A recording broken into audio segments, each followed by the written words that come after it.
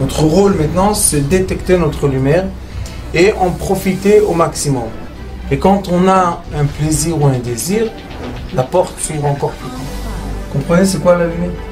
Lumière, amour. C'est pas important qui tu es, où tu es, comment tu es. Dieu t'aime. On a dans le livre de Bereshit, dans la paracha de Chayei Sarah, on a le commandement de Avraham Avinu à son esclave. Il avait un serviteur, c'était Eliezer, c'était le fils de Nimrod, qui était le roi du monde. Et Nimrod, son fils Eliezer, était parti avec Avraham Avinu à la montagne de Jérusalem, à Moria. Et là-bas, Avraham Avinu a sacrifié Yitzhak. D'accord? Et quand il a sacrifié Yitzhak, il est revenu tout seul de la montagne. Avec qui? Alors les Ishmaël et Eliezer et Abraham lui ont dit: tu es venu tout seul? Oui. Il est où Yitzhak? Yitzhak. Et il revient tout seul. On a le décès de Sarah et Imenu. La paracha est sur son nom. Et tout de suite après, Abraham a vu nous faire un geste qui nous enseigne comment de Eliezer, le Eved d'Abraham, le serviteur d'Abraham, il nous enseigne comment on doit se comporter vis-à-vis des gens qui sont plus dans nos dimensions. J'explique. Quand Abraham Avinu finit d'enterrer Sarah, Marat HaMachpelah, à côté de premier homme et Adam et Ève, il était dans un endroit très très puissant. Et Abraham Avinu change de vitesse de vue de vie. Il a 137 ans et beaucoup d'événements font que la personne à un certain âge, elle parle d'une autre façon. Et quand les gens un peu fatigués, on va appeler ça comme ça, nous disent des choses, aujourd'hui la tendance est: oh, il comprend rien, qu'est-ce qu'il parle? Laisse-le parler des bêtises. Est-ce que ces gens-là sont des gens qui sont nés bêtes et ils vont mourir bêtes? Non. Ce sont des gens que Baruch Hashem ont évolué dans la vie, ils ont passé leurs épreuves, ça y est, après, ils ont marié leurs enfants, ils prennent la retraite, ça y est, ils bougent de la circulation de où les voitures vont très très vite, ils bougent. Est-ce qu'ils ne savent pas rouler dans une voiture vite? Bien sûr qu'ils savent. Ils étaient là avant toi. Donc, pourquoi on ne leur donne pas du kavod? Et c'est pour ça qu'il est écrit Ve'hadarta pnei zaken. Hadar, c'est splendeur. Ve'hadarta pnei zaken. Quand tu regardes le visage de quelqu'un, zaken, zekana chorma, de quelqu'un de sage, tu dois pas regarder son visage matière. Tu dois regarder la splendeur qui sort de son visage. D'où vient cette splendeur, cette lumière? Elle vient des expériences qu'il a passées dans cette vie. Et plus il a passé des expériences, et plus la splendeur, plus la lumière est grande, et forte, et belle. Maintenant, quel est le problème? Le problème, c'est qu'il y a des gens que malheureusement, ils testent les choses seulement sur l'apparence. Quelqu'un âgé, pourquoi on doit l'entendre? Ça ne nous intéresse pas, qu'est-ce qu'il parle? Est-ce qu'il dit des bêtises? Celui-là que tu dis qu'il a dit des bêtises, il était avant toi dans la route. Alors comment des bêtises? La route que tu circules dessus, elle a été préparée par lui. Donc, bêtises ou pas bêtises? Loin de bêtises. Et ça, c'est la différence entre se connecter à la sagesse et juste connaître la sagesse. Il y a les gens qui ont beaucoup de connaissances. Beaucoup. Ils étudient toute la journée. Mais quand ils sont en face de la splendeur d'un sage, ils ne donnent pas d'importance à la splendeur. Ils cherchent le mécanisme, comment voir qui est plus fort dans la sagesse. Ces gens-là, ils évoluent nulle part. Ils vont nulle part. Google est beaucoup plus intelligent que tous les sages sur Terre aujourd'hui.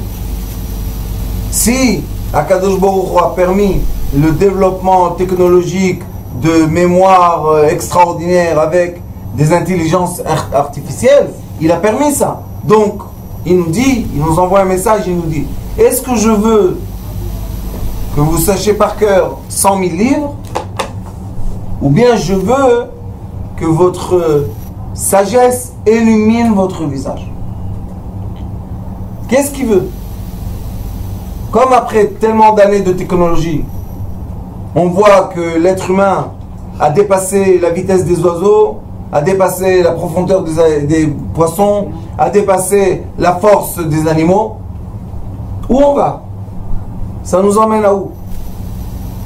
Si on ne va pas s'arrêter à temps et on va redonner l'importance à la splendeur de la sagesse des gens adultes, ça va nous emmener dans la destruction, autodestruction. Et dans cette paracha de cette semaine, on voit comment Abraham Avinu ralentit et même arrête la destruction, autodestruction de l'être humain. Pourquoi? Parce qu'Abraham Avinu a 137 ans. Et c'est écrit que Abraham a donné Zaken et lui a dit: tu es vieux.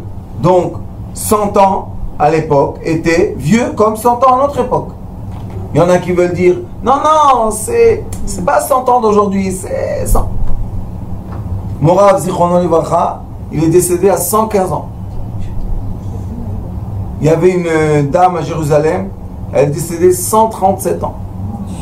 Il y a des gens qui prolongent leur vie. Maintenant, qu'est-ce qui se passe quand on prolonge la vie? On a encore des nissionnantes, on a encore des épreuves. Même qu'on pense qu'on a fini toutes les épreuves, non, encore une épreuve. Et encore une épreuve. Et même si on a un certain âge, une autre épreuve qui vient. Alors pourquoi les épreuves? Ça y est, c'est fini. Il a marié ses enfants, laisse-le tranquille. Les épreuves qu'il a, c'est pour nous enseigner le comportement. Akadosh Baruch Hu, par les épreuves qui nous fait vivre à un certain âge, quand on a eu la chokhma, la sagesse, c'est pour qu'on enseigne aux autres le comportement. Ce n'est pas des épreuves à nous. Parce que quand quelqu'un, ça y est, s'est annulé, il s'est annulé. Non, tu t'es annulé devant Akadosh Baruch Hu. Encore une fois une épreuve. Et une s'arrête, hop, l'autre arrive. On voit Yaakov, vous allez voir, Bezrat Hashem, dans les parachutes qui vont venir. Yaakov Avinu, il n'a pas eu un moment dans sa vie de silence, même dans le ventre de sa maman, il se battait avec Esav. Et quel moment de silence il a eu? Il est arrivé après Lavan, il est arrivé en Eretz Israël, il a dit: ça suffit, Maspi. Ratza Yaakov Lishev Beshalva. Yaakov Avinu a demandé de être en calme, en paix. Kafatz alav rogzo shel Yosef. Il a eu l'épreuve de Yosef le pauvre. 22 ans, il a pleuré, son fils. À la fin, il a rencontré. On va voir. Il a rencontré, et encore des épreuves. Et il ne voulait pas faire sortir son corps de l'Égypte. Et il devait sortir de la sorcellerie de l'Égypte. Combien? Alors il y a des gens dans le monde qui disent: ce monde-là ne vaut pas. Il n'a pas de valeur. C'est pour ça qu'ils ont arrêté les enfants. Ils ont arrêté. Ils ne veulent plus avoir d'enfants. Pourquoi? Qu'est-ce que j'emmène dans ce monde de souffrance un enfant? Je ne veux pas que mes enfants souffrent. Alors je ne les emmène pas sur le monde. Oui, mais ça, c'est quoi? C'est la fin du monde. Si on arrête les êtres humains. Mais quel est le problème? À contre-compte, qu'est-ce qu'ils font? Ils parlent contre ceux qui envahissent l'Europe. Si toi, tu ne veux pas emmener d'enfants, c'est ton problème. Mais ne dis pas aux autres de ne pas emmener d'enfants. Non, ce sont des primitifs. Oui, mais les primitifs, bientôt, ils vont voter et la France sera eux. L'Europe. Et la Chine et le Japon, pas la Chine, le Japon. Alors qu'est-ce que tu veux? Si toi, tu as dit le monde est mauvais et tu as décidé de disparaître du monde, elle me disparaît. Mais pourquoi tu ne me permets pas à moi d'apparaître? Non, toi aussi tu dois disparaître avec moi ensemble. Ça, c'est Sodome et Gomorrah. Ça, c'est le Sodome. C'est pour ça que nous, pourquoi on n'aime pas, pourquoi on pense négativement de la vie? Parce qu'on a peur de quoi? Des épreuves et de la vieillesse. On dit quand quelqu'un il est âgé, comment il va se nourrir, comment il va être en bonne santé, qu'est-ce qu'il va avoir comme épreuve encore, qu'est-ce qu'il a besoin de tout ça, c'est pas la peine. D'accord? Même le roi Salomon il a dit, Yamim she'en li b'hem chefet. Ce sont des années que la personne ne veut pas tellement ces années-là. Condition. Quelle est la condition? Est-ce que je suis dans l'admiration de la sagesse? Est-ce que je vois quelqu'un d'âgé? Pour moi, il a fait un trajet dans l'histoire que je ne pourrais jamais faire de ma vie. Est-ce que je dois entendre de lui la sagesse? D'accord? Maintenant, on voit que Abraham Avinu va faire une action qui est anti-nature. Qu'est-ce que dit Abraham Avinu à son serviteur Eliezer? Il lui dit comme ça: Abraham Zaken Baba Yamin. Abraham était vieux et il a vécu Baba Yamim. Ça veut dire qu'il a vécu les jours et les jours et les jours. Et Hachem et Akadosh Baruch Hu a béni Abraham en tout, Bakol. Abraham avait tout ce qu'il avait besoin, sauf une chose. Il n'avait pas de descendance de Sarah, puisqu'il a égorgé Yitzhak. Maintenant, on va se poser une question. Dans la paracha précédente, Abraham Avinu dit à Kadosh Baruch Hu, Bame Eda Kerashena. Akadosh Baruch Hu, tu me promets d'avoir une descendance qui sera comme les étoiles et comme. Bame Eda, dis-moi un signe, comment je vais savoir que vraiment je vais avoir ces descendants? Qu'est-ce qu'il lui dit? Yele Chazara, tu vas avoir un enfant. De qui? De Sarah. Comment? Sarah ne peut pas avoir d'enfant. Moi, Akadosh Baruch Hu, vous vous rappelez la semaine dernière, qu'est-ce qu'il a dit? Abraham Avinu, sors de ta logique. Il regarde le monde d'un endroit beaucoup plus élevé et tu vas voir qu'il y a un ensemble de savoir que quand on est seulement dans la logique pure, on ne peut pas comprendre. Il faut avoir une vision très très très très élevée. On dit que c'est la vision de l'oiseau qui plane. Lui, il voit les choses d'une autre façon. Nous, quand on est en bas sur terre, on voit rien. Imaginez-vous, il y a un immeuble, après il y a une voiture, et moi je suis là. Est-ce que je peux voir la voiture de là-bas? Non, mais l'oiseau, il peut la voir. Alors il dit, Vayomer Abraham el Avdo. Akadosh Baruch Hu a promis à Abraham un fils à 100 ans. Il lui a donné un fils? Oui. À 37 ans, il lui dit, Yitzhak avait 37 ans. On ne peut pas dire que c'est 2 jours. Bon, on sacrifie l'enfant 2 jours. Ah, on pleure, mais ça. Mais à 37 ans, perdre un enfant de tes propres mains. Et malgré ça, Abraham Avinu continue à croire et avoir la foi, quoi? Que Yitzhak doit se marier et avoir des descendances. Maintenant, je vais poser une question logique. Abraham Avinu, tu as vu ton fils, c'est toi qui l'as égorgé. Tu as allumé le feu, il est devenu de la cendre. Tu l'as vu ou pas? Oui. C'est la vérité, Rabbanit. Hein? Elle est un peu choquée, madame. Il est vraiment tué. L'ange qui lui dit arrête. Ça, c'est la grosse question. Oui. Quand l'ange lui dit arrête? Comment il a vu la main en l'air? Il a bien pour tuer son fils. Ça, c'est quand on regarde de ce monde-là. Mais avant que l'ange lui dit arrête, il appelle de 2 noms. Il lui dit Abraham, Abraham. Entre les deux. Et lui, tout de suite, il dit Hineni. Tout de suite, il dit voilà, je suis présent. Et après, il lui dit n'envoie pas le couteau, ne le ramène pas. Pour faire une shkita kasher, il faut envoyer le couteau et ramener le couteau. Et lui, il a juste égorgé. Et après, comme tout sacrifice, il a brûlé. Il a brûlé. Maintenant, tout le monde dit quelle horreur! Comment c'est possible? Mais pourquoi on parle comme ça? Parce qu'on a seulement une dimension de vue. On regarde, comment je vais vous dire ça, on regarde la matière avec des yeux de matière. Mais Abraham Avinu, il a vu que lui, il était assis dans le feu, chez la première, il était assis dans le feu, chez Nimrod, et son frère a juste s'approché, il a été brûlé.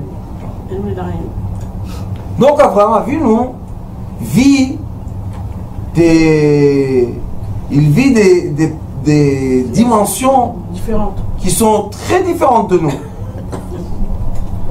Et ça, c'est la personne âgée. C'est pour ça qu'on dit Abraham Avinu Zaken. C'est quoi Zaken? Il a eu dans sa vie des épreuves.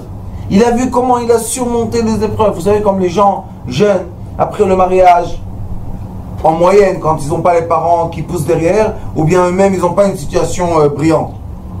Et chaque fois, ils se disent, comment je vais payer le loyer ce mois-ci? Et comment je vais faire? On dit à cette question. Et à la fin, quand tu les vois après 10 ans de mariage, tu leur dis, vous savez, 120 fois, vous avez déjà payé le loyer. Il n'y a pas 121. Qu'est-ce qu'il y a? Il y a un âge. Mon grand-père, il n'a jamais rien eu. Toujours dans un loyer. Il a dit quoi? Qu'est-ce qu'il y a eu? Rien du tout. Il a vécu jusqu'à la fin de sa vie dans un loyer. C'est un problème, ça? Non. Mais les gens, ils se disent, mais comment tu vas faire? Tu n'as pas une maison. C'est eux qui sont dans la dimension de matière. Mais quand on est sage et on profite des expériences qu'on a eues dans la vie pour vous dévoiler quoi? Qu'il y a la surveillance divine constante sur nous. Abraham Avinu a fait rentrer, a intégré dans son corps physique la surveillance divine millimètre à millimètre, nanomètre à nanomètre. Vous savez, si vous aurez compris comment ça marche, tous ces appareils-là que tout le monde aujourd'hui, je t'envoie un WhatsApp, on va voir une photo, je t'envoie la vidéo, etc. Vous savez, la mesure, c'est un électron.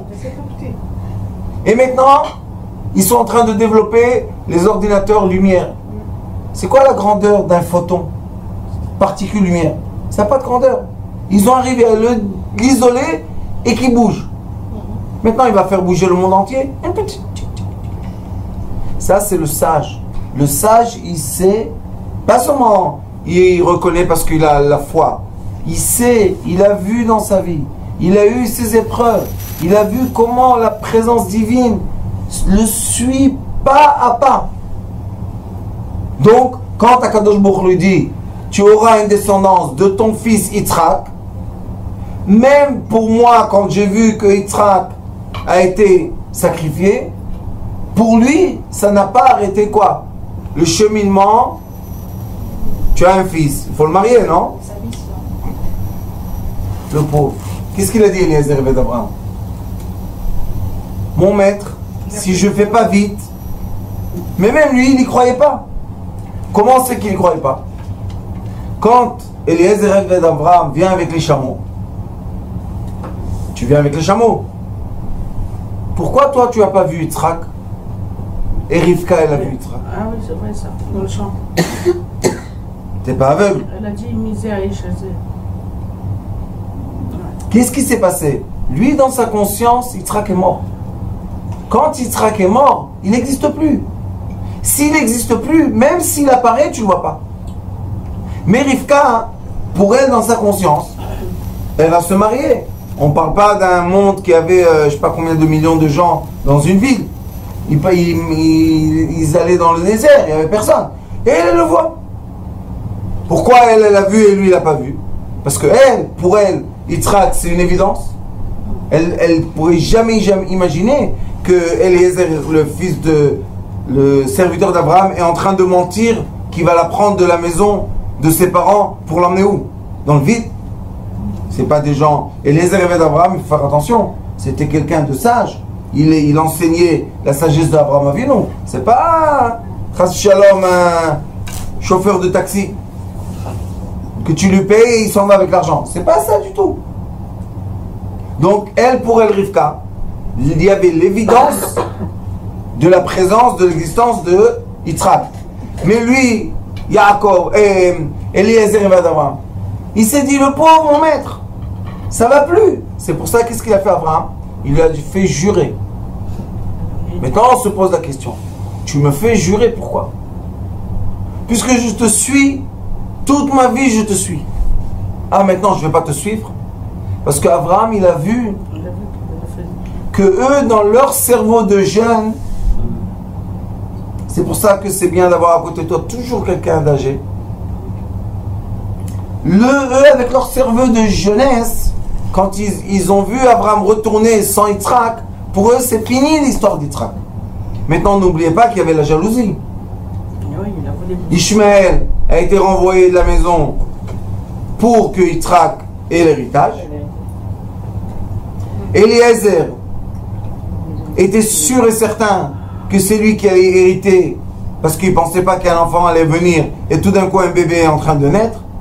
Maintenant, Abraham a vu, nous, il a une descendance. C'est ce qu'il va donner à Eliezer. Ce qu'on s'appelle, nous, Elohé Abraham, Elohé Eliezer, Elohé Yitzhak. Non, Elohé Abraham, Elohé Yitzhak, Elohé Yaakov. Eliezer n'est pas notre patriarche, avec tout le respect qu'on lui donne. Donc, on voit qu'il y a ici deux façons de voir la vie. Et maintenant, la question est, quelle vision on doit suivre? C'est ça la question de cette paracha.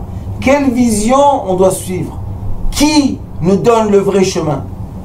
Vous avez dit que la lumière, elle précède la matière. Oui, donc. Alors c'est la lumière, là. Oui, mais c'est qui la lumière? Est-ce que la lumière, c'est moi, mon cerveau logique de jeune? Ou bien la lumière, c'est les sages qui ont passé dans la vie? Et ils sont assis et ils te disent, regarde, ne fais pas ça. Tu te dis, qu'est-ce qu'il comprend celui-là? Il comprend dans les nouvelles technologies, de iPhone et tout. Tu peux lui vendre du iPhone, du diamant, de l'air et du gaz. C'est le commerce entre les êtres humains. Qu'est-ce qui a changé? Rien n'a changé. C'est pour ça que la Torah nous dit, avant que tu étudies ma sagesse, étudie le comportement humain.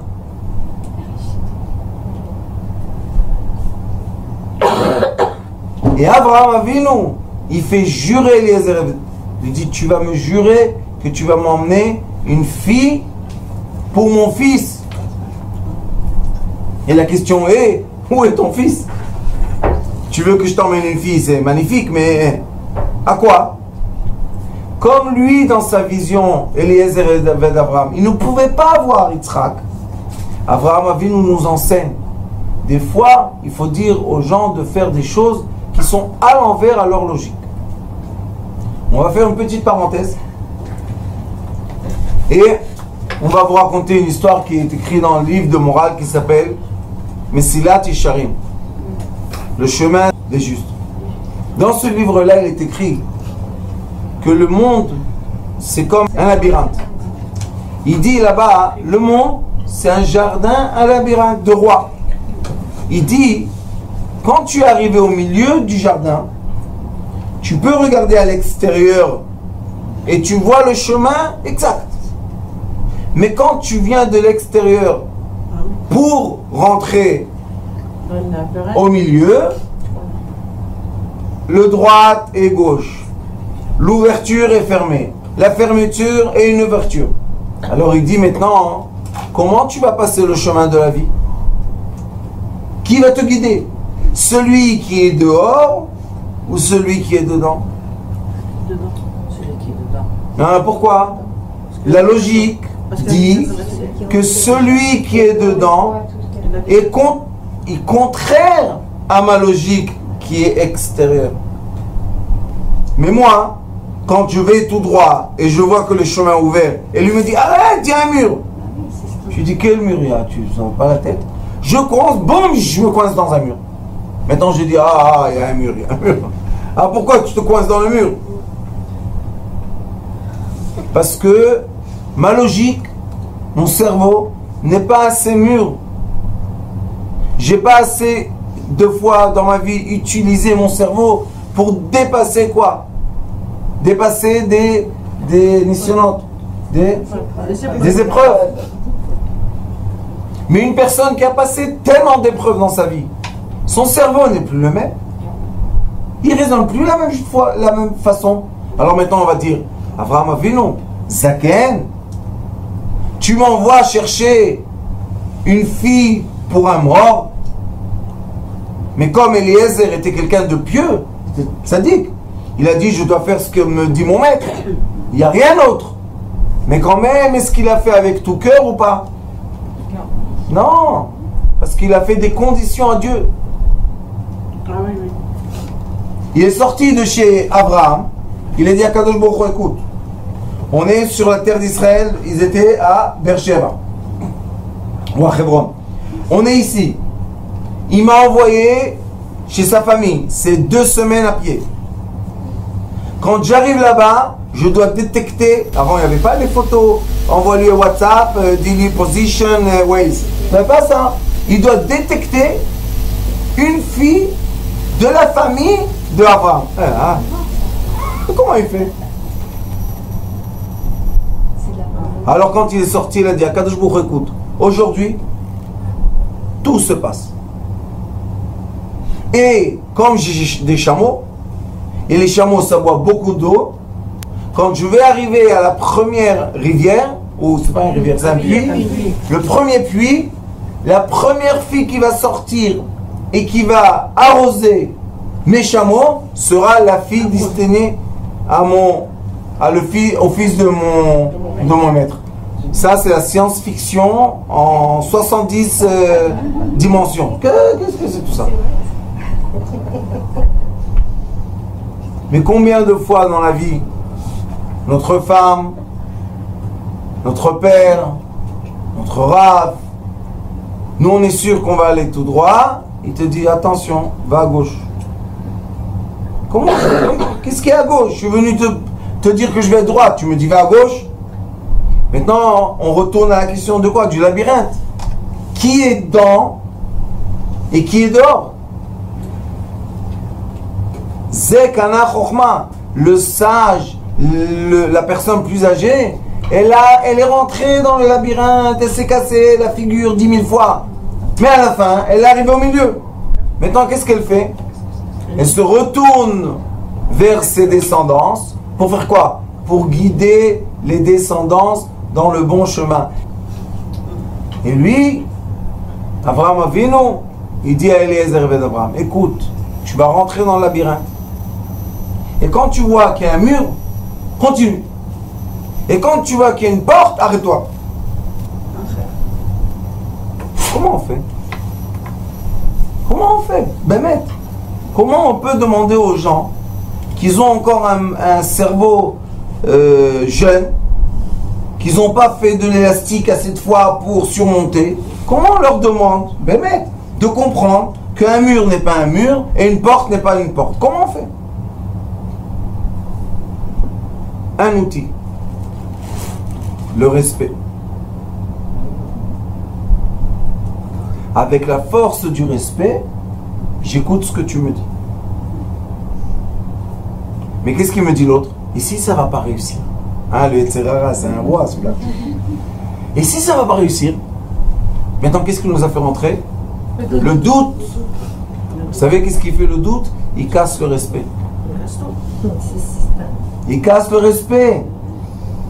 Mais la mamie ou le papy qui veut dire quelque chose à leurs enfants, ils veulent leur mal? Non.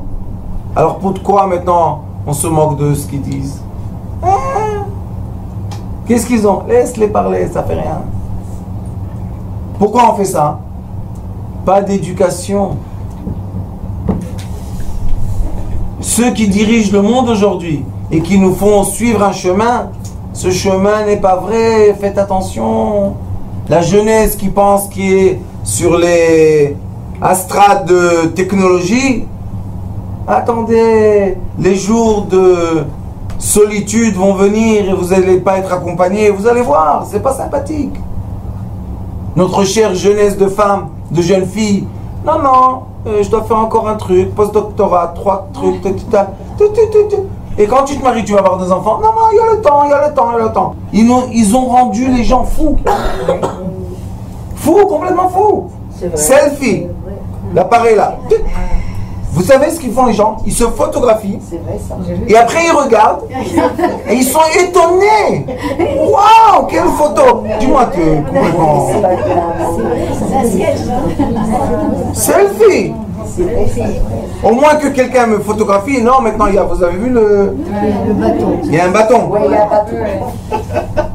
Aujourd'hui, dans le monde, quand vous voyez des touristes, il y a comme un parapluie. En haut, il y a le petit appareil. Et ça filme tout.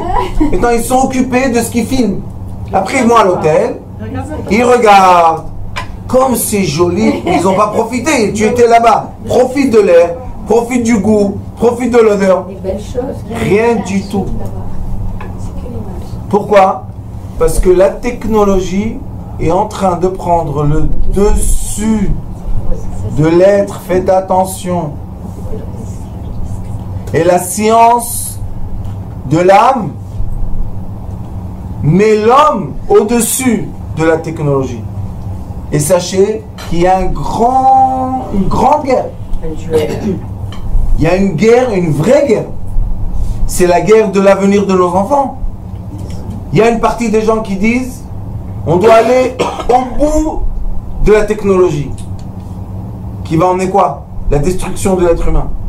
Et il y a des gens qui disent la technologie ne sert plus.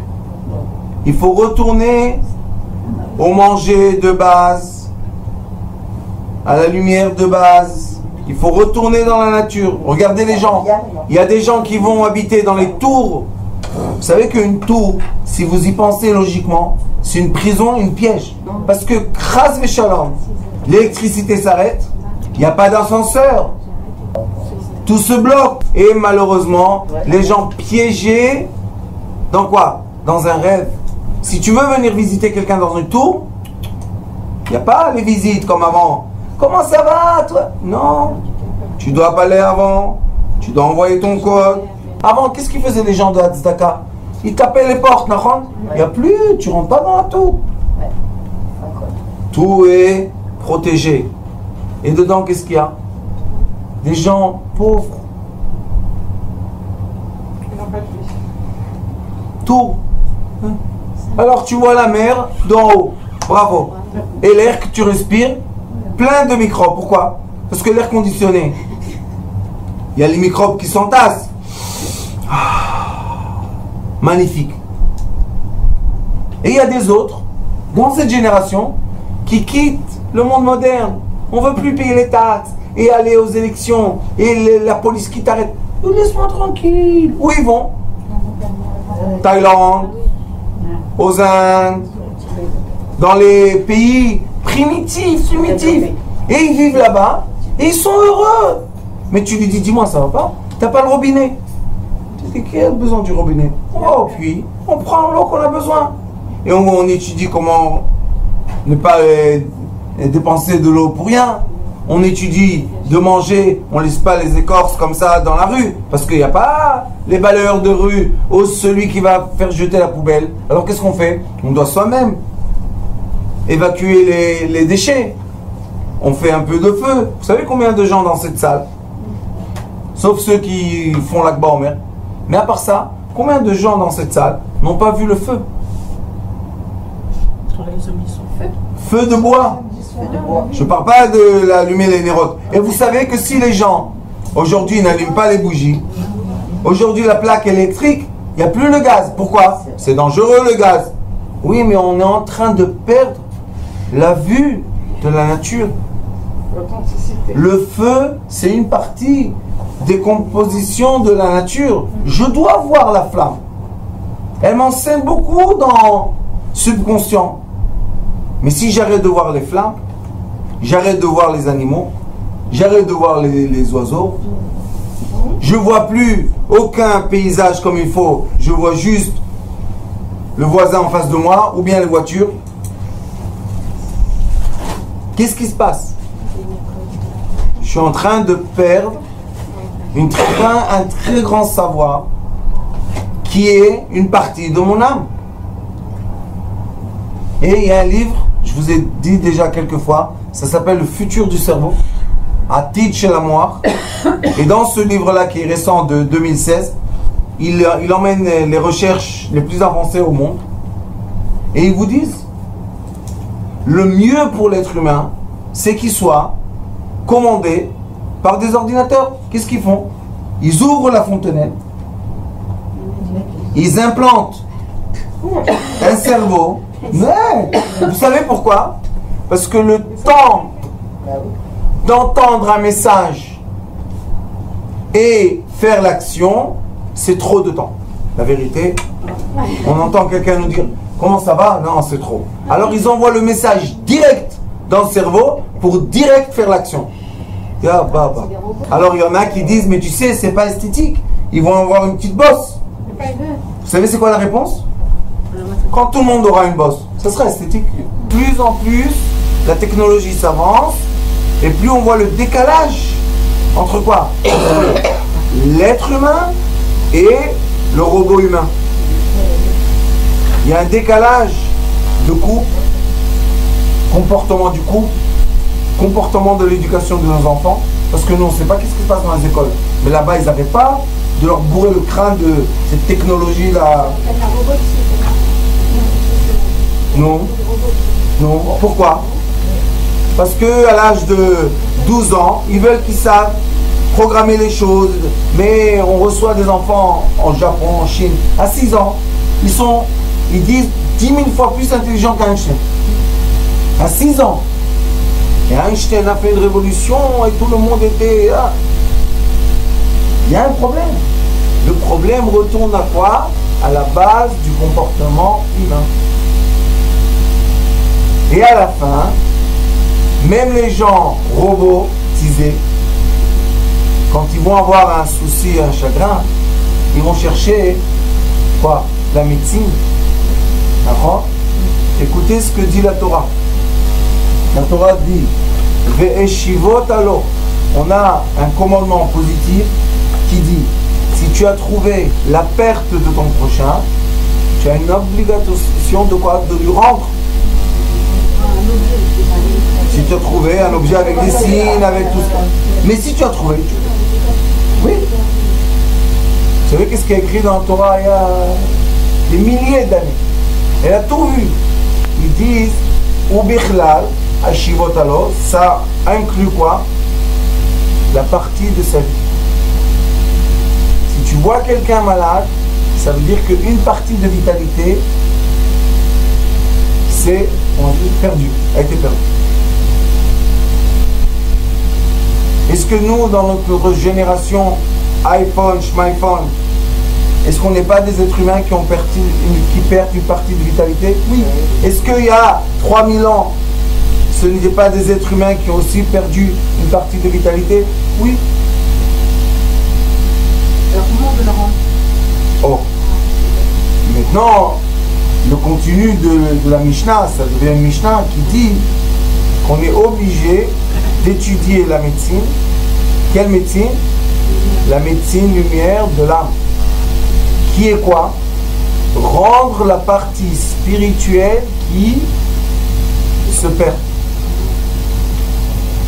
Et quand la personne a perdu sa spiritualité, sa possibilité, sa capacité de quoi? D'aimer, sa capacité d'être aimé. Quand on perd ça, le corps physique ne suit plus le chemin. J'ai eu un monsieur qui est venu me voir de Londres. Grande réussite. Qu'est-ce qu'il y a? Je suis millionnaire. Comment tu es devenu millionnaire? Eh bien, j'ai investi, j'ai...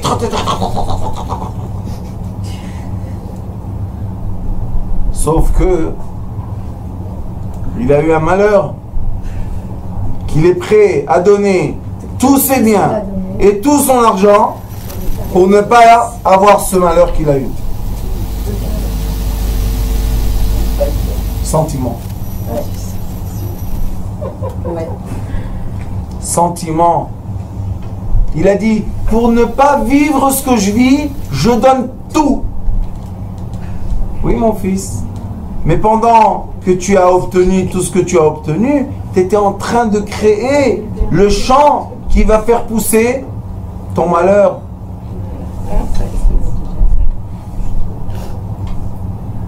Alors, cette personne-là, elle est rentrée dans un carrefour. À droite, la matière. À gauche, le sentiment. Et vous savez qu'est-ce qu'il m'a dit?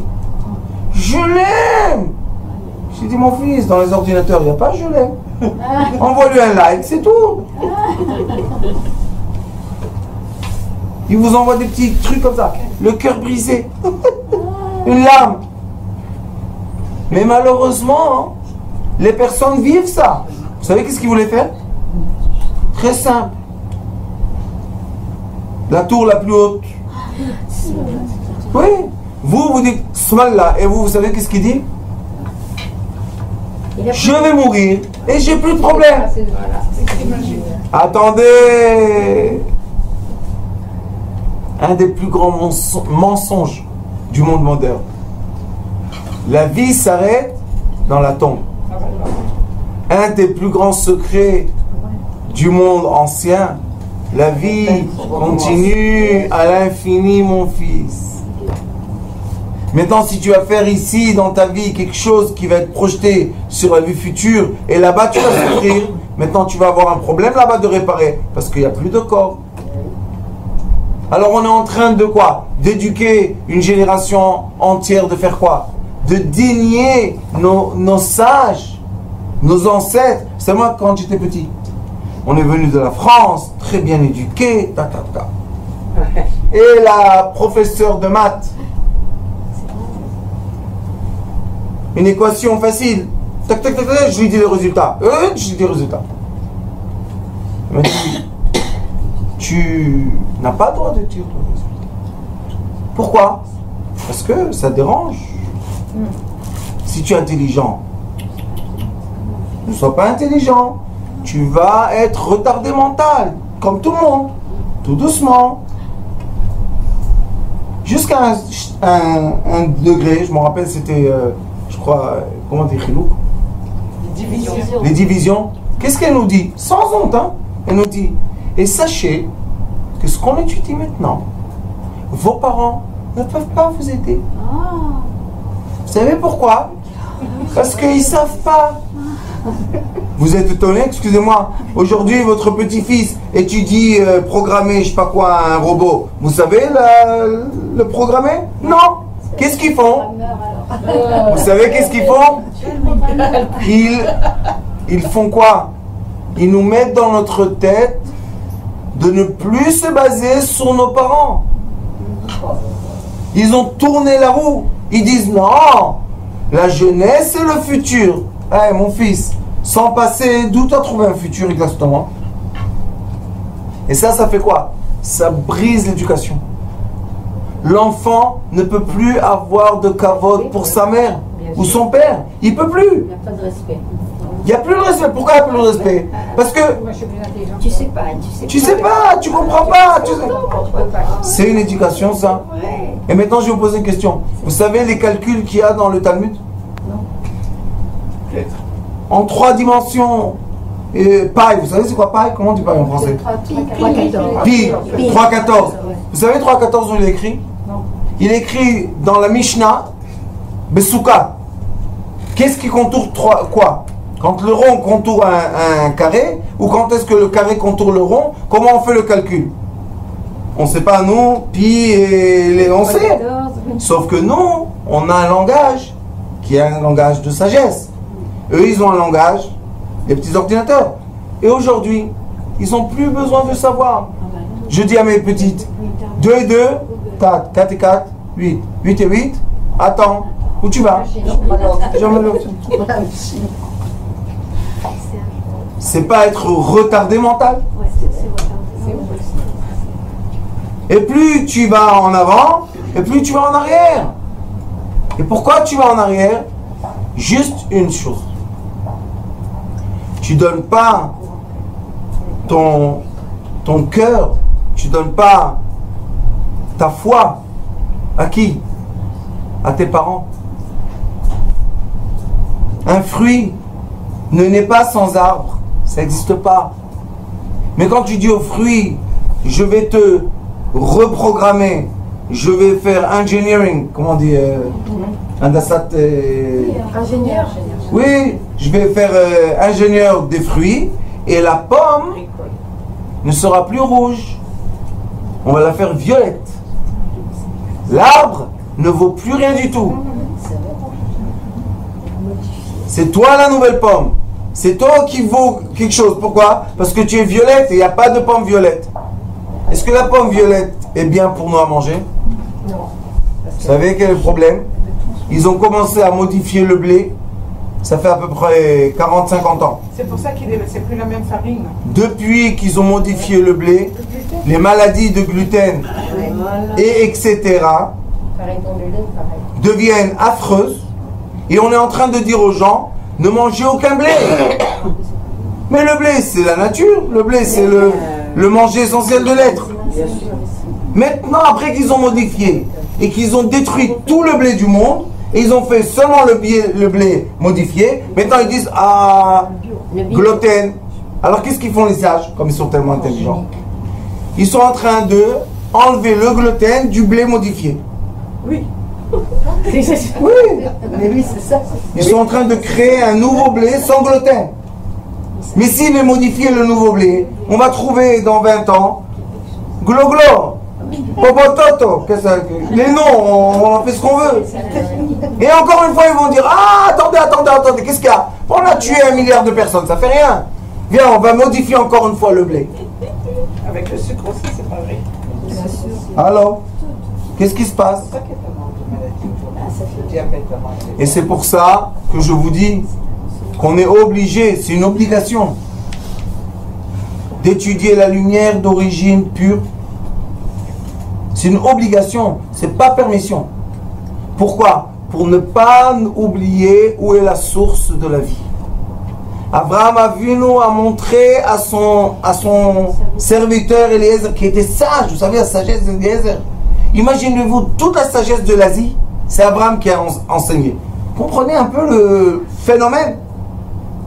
Il lui a dit, oui, toi tu as vu brûler et moi j'ai vu naître. Je vais vous raconter une histoire qu'il y a dans la Torah que vous connaissez. Et de cette histoire-là, vous allez comprendre la synthèse du cours d'aujourd'hui. Quand mon cher Rabbeinu est monté dans la montagne, il a vu le buisson ardent. Et qu'est-ce qu'il est écrit dans la Torah, vous savez? Asne nisraf ve'eno ukal. L'arbre brûle, mais ne se consume pas. Qu'est-ce que c'est ça?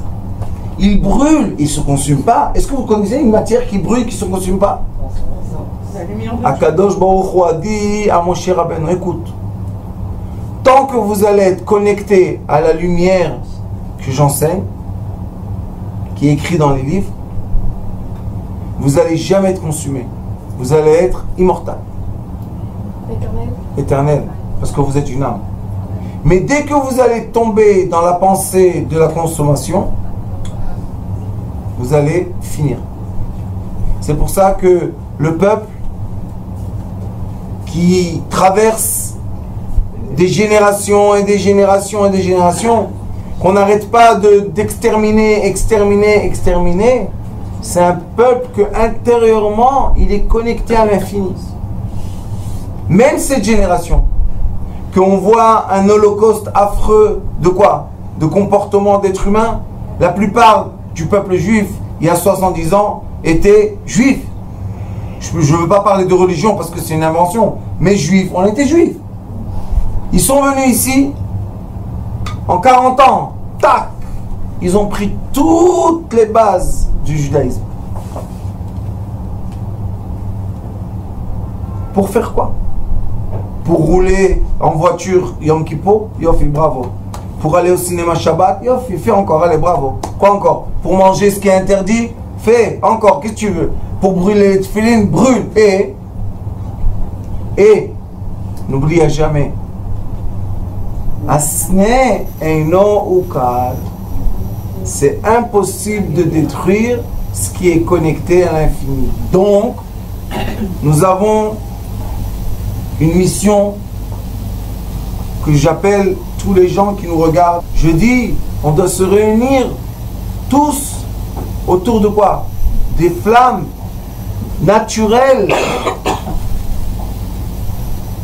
L'être humain, s'il est connecté à la lumière, jamais il sera exterminé par les robots, par les machines, par les bêtises. Non. Mais l'être humain qui a été envahi par la consommation, les robots, il les tue en un instant. Un instant. Pourquoi? Parce qu'ils nous ont pris le choix de vie. Et on doit remettre en place les mariages. Et de plus en plus de mariages. Vous savez que chaque mariage que je vais, je pleure. Je dis aux mariés, vous savez qui vous êtes, vous? Vous êtes le Mashiach. Je dis, comment Mashiach? J'ai pas de kippa, j'ai pas de... J'ai dit, tu as accepté de faire quoi? D'être anti-consommation. Tu as accepté d'emmener un enfant au monde. Ça veut dire de continuer, quoi? L'éternité de l'âme. Mais ceux qui veulent plus se marier, qui font des carrières, ils ont de très belles maisons, tout va bien, ils ont de l'argent, ils ont des... mais ils n'ont pas de vie. Alors qu'à quoi ça sert? 70 ans de profit et consumé à la cendre. Mais ceux qui ont eu une vie de quoi? De transmettre le message de génération en génération, eux ils sont éternels. Alors c'est pour ça qu'Abraham Avinu, sa vision était, malgré qu'il a vu Yitzhak, il a dit non, c'est éternel, il va revenir. Comment il va revenir? C'est pas mon problème. Moi j'ai confiance au divin. Je sais que quand le divin m'a dit que je vais avoir une descendance, je vais l'avoir. Mais mes yeux ne voient à l'envers. Et alors? Combien de fois dans la vie on a eu des épreuves, on s'est dit, je vais mourir. Non. L'épreuve va passer, tu es mort? Non. D'accord? Alors que Bezrat Hashem, ce savoir de Torah sera le savoir éternel pour prendre l'humanité à l'éternel et non pas l'humanité à être consommée en cendres. Baruch Adonai l'olam. Amen. Amen.